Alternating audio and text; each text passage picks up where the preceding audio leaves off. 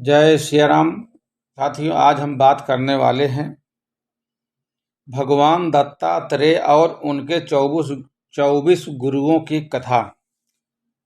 मित्रों, आज हम आपको भगवान दत्तात्रेय और उनके 24 गुरुओं की कथा बताएंगे।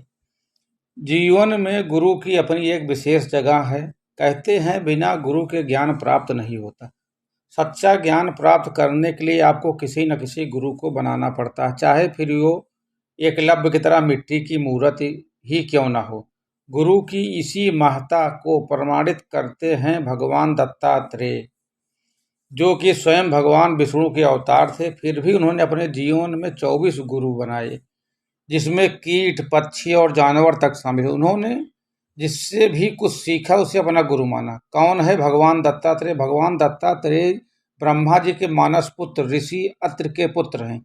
इनकी माता का नाम अनसुईया है। कई ग्रंथों में यह बताया गया है कि ऋषि अत्रि और ऋषि अनसुईया के 3 पुत्र हुए। ब्रह्मा जी के अंश से चंद्रमा, शिव जी के अंश से दुर्वासा ऋषि, भगवान विष्णु के अंश से दत्तात्रेय का जन्म हुआ। कहीं कहीं यह उल्लेख भी मिलता है कि भगवान दत्तात्रेय ही ब्रह्मा, विष्णु और शिव के सम्मिलित अवतार हैं।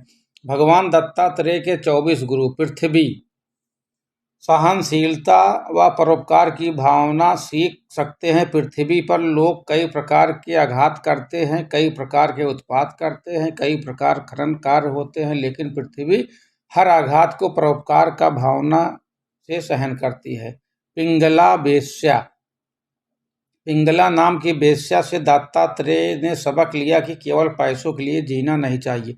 यह वेश्या सिर्फ पैसे पाने के लिए किसी भी पुरुष की ओर इसी नज़र से देखती थी, वह धनी और उससे धन प्राप्त होगा, धन की कामना से वह सो नहीं पाती थी। जब एक दिन पिंगला वेश्या मन के वैराग्य जागा तो उसे समझा आया कि पैसों की कमी परमात्मा के ध्यान में ही असली सुख है, और उसमें सुख की नींद आई। कबूतर, कबूतर का जोड़ा जाल में फंसे बच्चों को देखकर खुद भी जाल में फंसता है। इनसे यह सबक लिया जा सकता है कि किसी से बहुत ज्यादा स्नेह दुख की वजह होता है। सूर्य, सूर्य से दत्तात्रेय जी ने सीखा कि जिस तरह एक ही होने पर भी सूर्य अलग अलग माध्यमों से अलग अलग दिखाई देता है, आत्मा भी एक ही है लेकिन कई रूपों में दिखाई देती है। वायु, जिस प्रकार अच्छी या बुरी जगह पर जाने के बाद वायु का मूल रूप स्वच्छता ही है, उसी तरह अच्छे या बुरे लोगों के साथ रहने पर भी हमें अपनी अच्छाइयों को छोड़ना नहीं चाहिए। हिरण, हिरण उछल कूद, संगीत, मौज मस्ती में इतना खो जाता है कि उसे अपने आप आसपास शेर या अन्य किसी हिंसक जानवर के होने का आभास ही नहीं होता और वह मारा जाता है। इससे यह सीखा जा सकता है कि हमें कभी भी मौज मस्ती में इतना लापरवाह नहीं होना चाहिए। समुद्र, जीवन के उतार चढ़ाव में खुश और गतिशील रहना चाहिए। पतंगा, जिस प्रकार पतंगा आग की ओर आकर्षित होकर जल जाता है, उसी प्रकार रूप रंग के आकर्षण और झूठे मोह में उलझना नहीं चाहिए। हाथी, हाथी हथनी के संपर्क में आते ही उसके प्रति आसक्त हो जाता है तथा हाथी से सीखा जा सकता है कि सन्यासी और तपस्वी पुरुष को स्त्री से बहुत दूर रहना चाहिए। आकाश, दत्तात्रेय ने आकाश से सीखा कि हर देश काल परिस्थिति में लगाव से दूर रहना चाहिए। जल, दत्तात्रेय ने जल से सीखा कि हमें सदैव पवित्र रहना चाहिए। मधुमक्खी, मधुमक्खियां शहद इकट्ठा करती हैं और एक दिन छत्ते से शहद निकालने वाला सारा शहद ले जाता है। इस बात से सीखा जा सकता है कि आवश्यकता से अधिक चीजों के एकत्र करके नहीं रखना चाहिए। मछली, हमें स्वाद का लोभी नहीं होना चाहिए। मछली किसी कांटे में फंसे मांस के टुकड़े को खाने के लिए चली जाती है और अंत में प्राण गंवा देती है। हमें स्वाद को इतना अधिक महत्व नहीं देना चाहिए। ऐसा ही भोजन करें जो सेहत के लिए अच्छा हो। कुकर पक्षी, कुरर पक्षी, कुरर पक्षी से सीखना चाहिए कि चीजों को पास में रखने की सोच छोड़ देना चाहिए। कुरर पक्षी मांस के टुकड़े को चोंच में दबाए रहता है लेकिन उसे खाता है। जब दूसरे बलवान पक्षी उस मांस के टुकड़े को देखते हैं तो वह कुरर से उसे छीन लेते हैं। मांस का टुकड़ा छोड़ने के बाद ही कुरर को शांति मिलती है।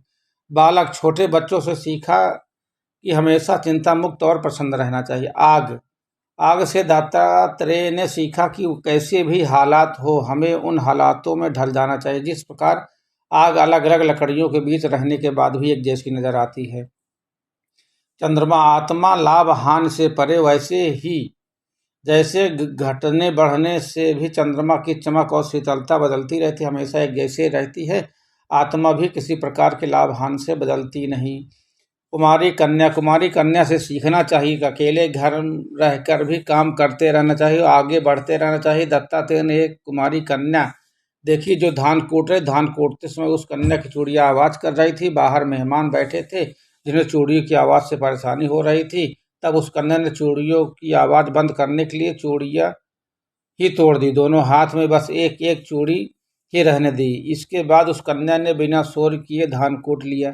अतः हमें ही एक चूड़ी की भांति अकेले ही रहना चाहिए। सरकृत या तीर बनाने वाला, अभ्यास और वैराग्य से मन को बस में करना चाहिए। दत्तात्रेय ने एक तीर बनाने वाला देखा जो तीर बनाने में इतना मग्न था कि उसके पास से राजा की सवारी निकल गई, पर उसका ध्यान भंग नहीं हुआ।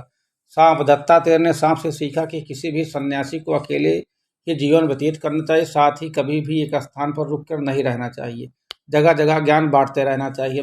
मकड़ी से दत्तात्रेय ने सीखा कि भगवान भी माया जाल रचते हैं और उसे ही मिटा देते हैं। जिस प्रकार मकड़ी स्वयं जाल बनाती है, उसमें विचरण करती है और अंत में पूरे जाल को खुद ही निगल लेती है, फिर इसी प्रकार भगवान भी माया से सृष्टि की रचना करते हैं और अंत में उसे समेट लेते हैं। भृंगी कीड़ा, इस कीड़े से दत्तात्रेय ने सीखा कि अच्छी या बुरी, जहाँ जैसी सोच में मन लगाएंगे वैसा मन हो ही जाता है।